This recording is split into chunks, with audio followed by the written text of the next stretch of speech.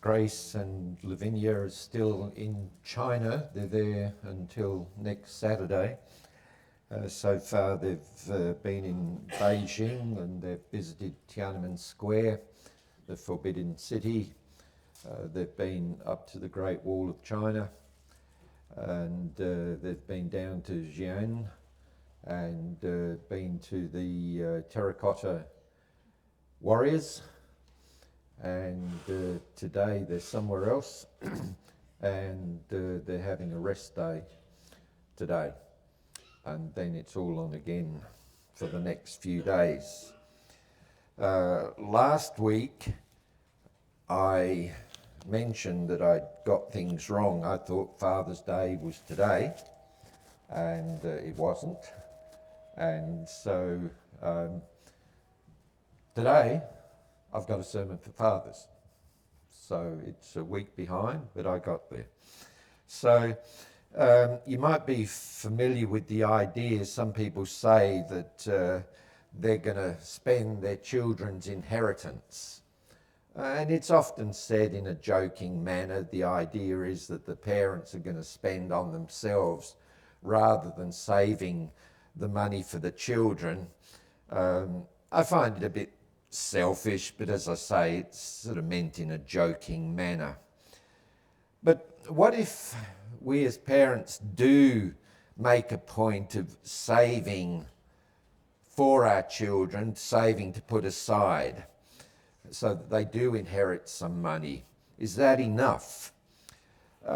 Bible passages such as Proverbs 19 and 14 and the parable of the prodigal son over in Luke 15 talk about fathers having an inheritance for their children. And there's nothing wrong with that. But are wealth and possessions the only inheritance that a father can leave? And of course I recognise mothers can leave an inheritance as well. Are wealth and possessions indeed the best inheritance that fathers can leave? The Old Testament book of Ecclesiastes has a lot of wise things to say about the practicalities of life. And I want to spend the bulk of the lesson here in Ecclesiastes, and indeed in a while I'll be going to Ecclesiastes 7 verses 11 and 12.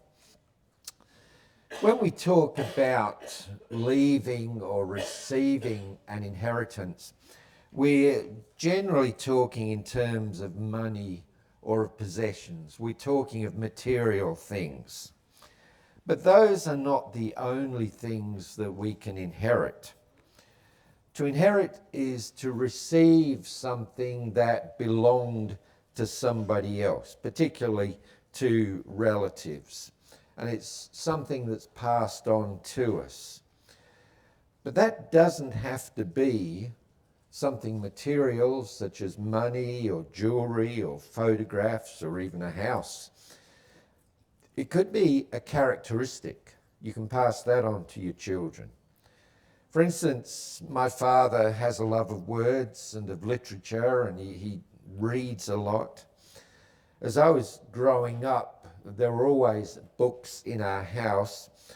We brought a lot of books with us from England, and that included 2 sets of encyclopedias. That's something that was before Google, if you don't know what an encyclopedia is.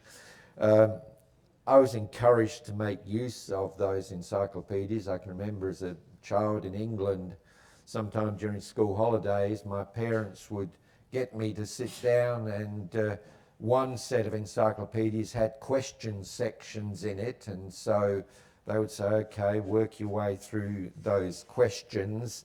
I didn't have to spend all day every day of my holidays, but it was something they got me to do at least a part of the day. And along with other things, I was regularly given books as gifts for Christmas and for birthdays. I've still got some of those books now. So one thing that you could say that I inherited from my parents, and particularly my father, is a love of words and of books and of knowledge. I like to find out about things. except computers. The Old Testament book of Ecclesiastes speaks of a variety of things which can be inherited.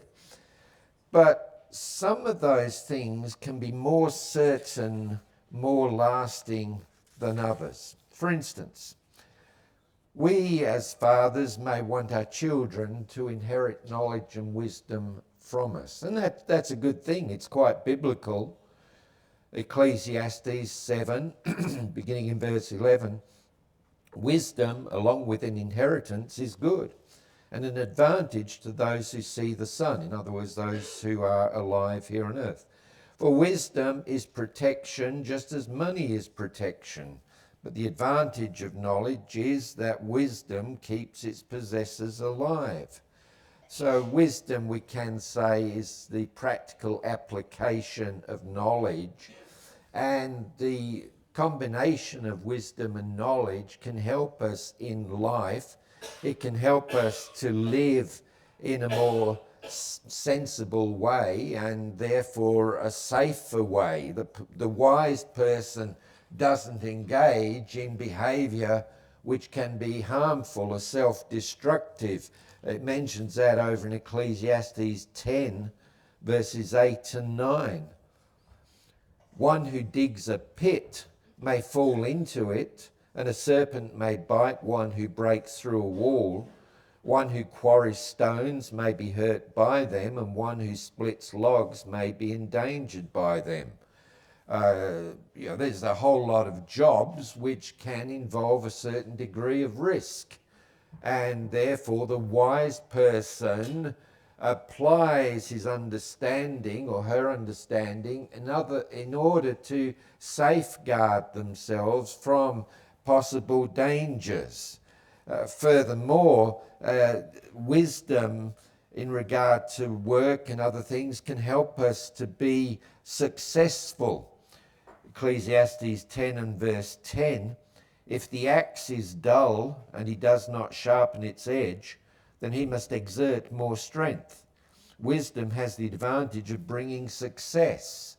So, for instance, if you are a person who works with tools, then wisdom tells you to look after those tools in order that you can do your job more efficiently. I was once told by a friend of mine who worked on building sites of somebody else who went off one day to buy a concrete mixer. And he went and got it, brought it back to the work site, and then he went to his truck, got out a mallet and started bashing the concrete mixer.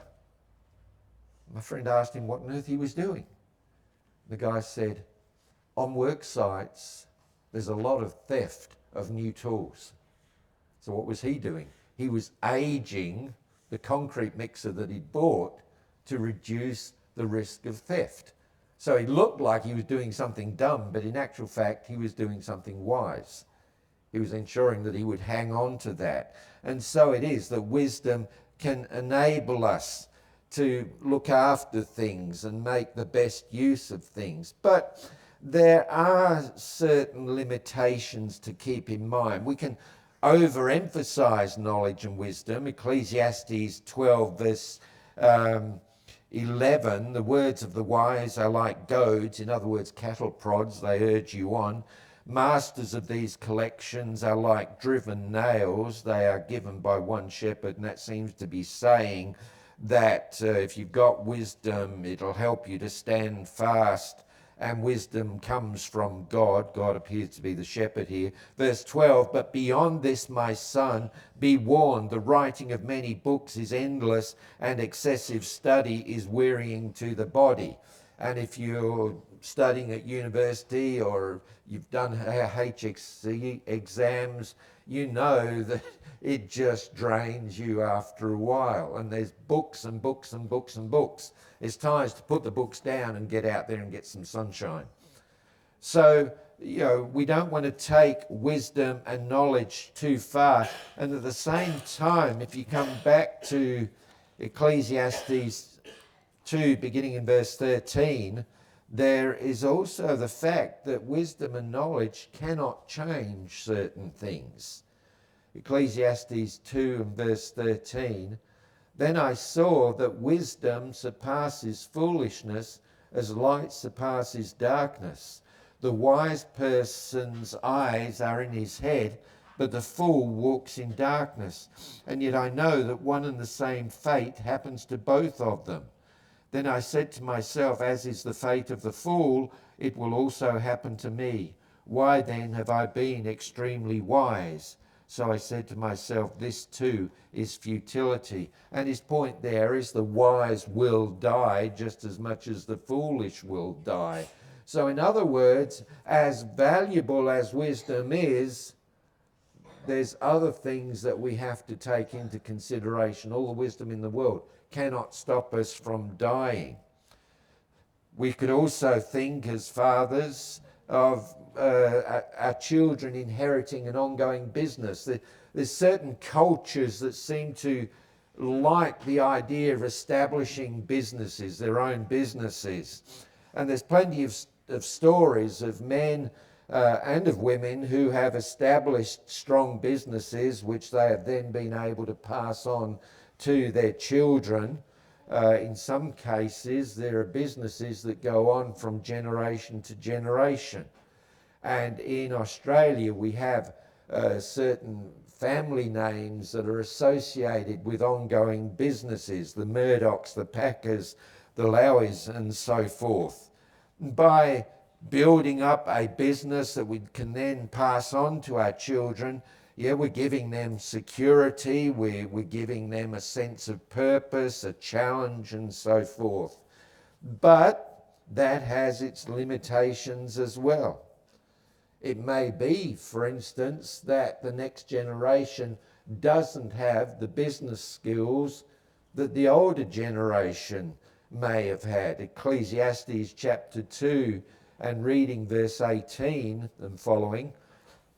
So I hated all the fruit of my labour for which I had laboured under the sun, because I must leave it to the man who will come after me. And who knows whether he will be wise or a fool? Yet he will have control over all the fruit of my labour for which I have laboured by acting wisely under the sun. This too is futility. And so again, as I say, you might build up a business and give it as an inheritance, and yet your children not be able to effectively deal with that. Along with business, of course, we could also pass on wealth to our children. Migrant countries such as the US and Australia probably have many, many examples of people who were very poor when they arrived in this country, and yet through hard work they built up a good bank account, they became wealthy, and they were able to pass that wealth on to their children.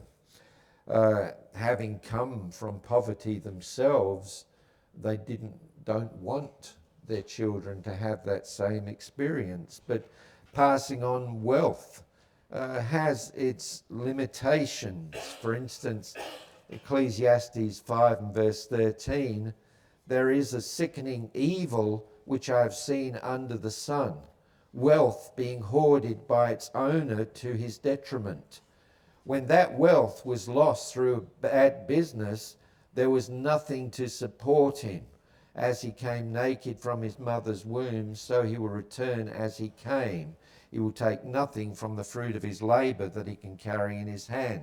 This is the idea that you might yourself save money, build up a good bank account, and yet for some reason or another lose it and have nothing to pass on.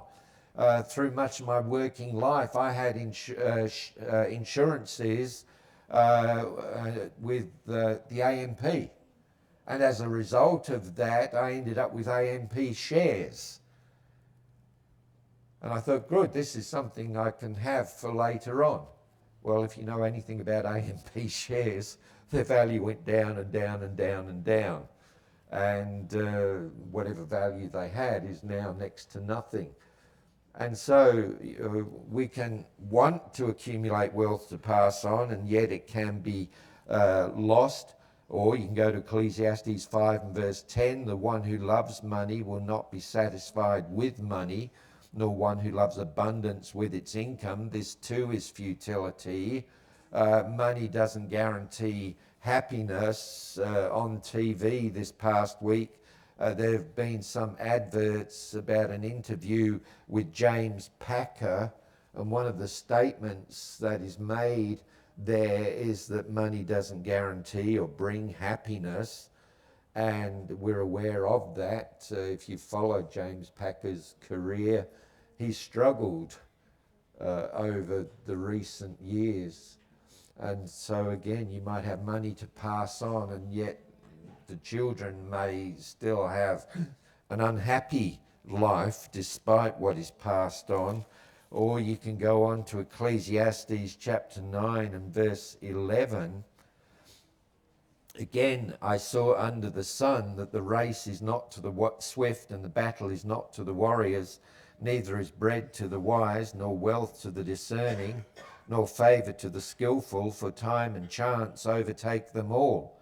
For indeed a person does not know his time, like fish that are caught in a treacherous net, and birds caught in a snare, so the sons of mankind are ensnared at an evil time, when it suddenly falls on them. So we could pass on money to our children, and yet something or other befalls them, and what was passed on to them is lost. It may be that you've passed on business and money, but then there's a hostile takeover of the company, and so they lose what you built up and passed on. So I'm not saying these things are bad. These things are good. If you can leave things to your children, that is good. But there's limitations with them. And so we need to consider, are there other things besides these which would be better for me to leave to my children, or which would be additional things to pass on to my children? And there's a number of things mentioned in the book of Ecclesiastes. For instance, you come to Ecclesiastes chapter 8 and verse 2. One thing that you can pass on to your children by teaching them as they grow up is to be law-abiding citizens. Ecclesiastes 8 verse 2, I say, keep the command of the king because of the oath before God. Do not be in a hurry to leave him. Do not join in an evil matter, for he will do whatever he pleases. So there's the idea of obeying the king and obeying the law. Now, monarchies were the standard thing back in those days. There's more talk of that over in Romans, the 13th chapter, the first 7 verses. But I'm going to go over today to 1 Peter chapter 2, beginning in verse 13, and it's talking about the same sort of thing. 1 Peter 2, verse 13, therefore prepare your minds, 2 and verse 13, sorry, I'm reading 1. Submit yourselves for the Lord's sake to every human institution, whether to a king as the one in authority, or to governors as sent by him for the punishment of evildoers and the praise of those who do right. For such is the will of God, that by doing right you silence the ignorance of foolish people. Act as free people, and do not use your freedom as a covering for evil, but use it as bondservants of God. Honor all people, love the brotherhood, fear God, honor the king. Now, this is not saying that we have to agree with everything that the government says. And in a democracy such as ours, we are allowed to voice disagreement, although for us as Christians, there's a way to go about doing that. But there are people who regularly complain about being hard done by, for instance, for constantly being stopped by the police, for being caught in speed checks, for constantly facing fines and so forth. What's the best way to avoid that? Obey the law. Do what the law teaches. And we also need to understand that civil law, at least in this country, is beneficial. We've got medical services, ambulances, hospitals, we've got police force, fire brigades, SES, the Rural Fire Brigade. We've got all sorts of things that are provided by the government that are for our benefit. And so one thing that we can pass on to our children is the idea of respecting the law and living according to the law. It can make life a lot easier. Something else that we can pass on is training our children not to be lazy. Ecclesiastes 10 and verse 18, though through extreme laziness the rafters sag, and through idleness the house leaks. If you're lazy and you do nothing about the place where you live, it will deteriorate, just as your car and other things will deteriorate. There's a passage over in Proverbs 24, beginning in verse 30, which I like on this. It really pictures the problem with laziness. Proverbs 24 and verse 30. Proverbs 24 and verse 30. I passed by the field of a lazy one, and by the vineyard of a person lacking sense. And behold, it was completely overgrown with weeds. Its surface was covered with weeds, and its stone wall was broken down. When I saw, I reflected upon it. I looked and received instruction.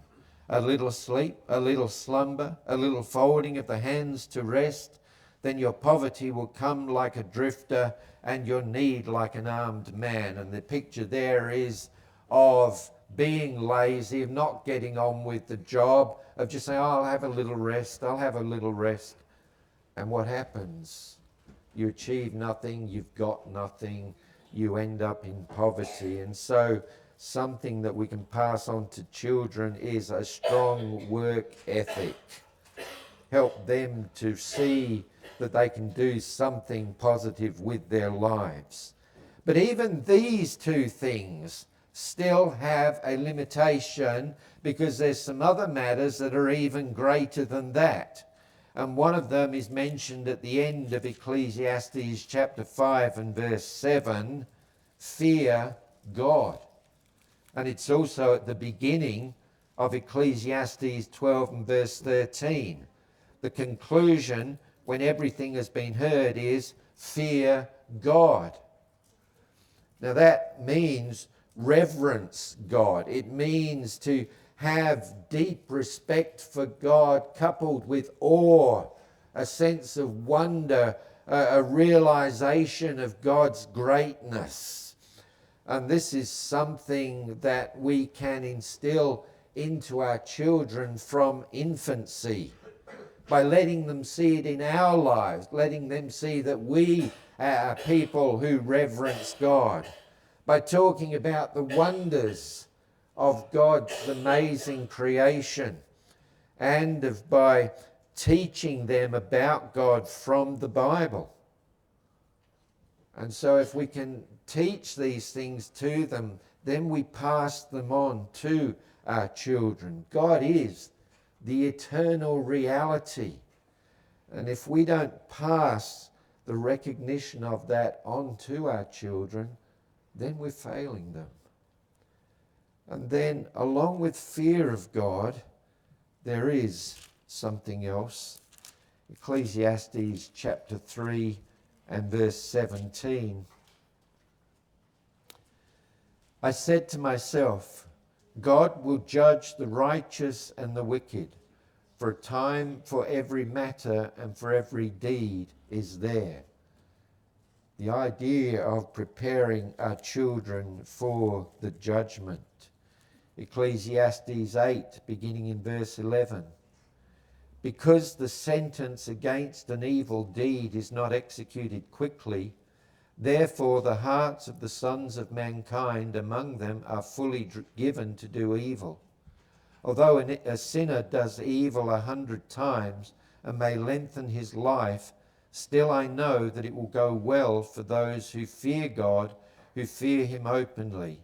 But it will not go well for the evil person, and he will not lengthen his days like a shadow because he does not fear God.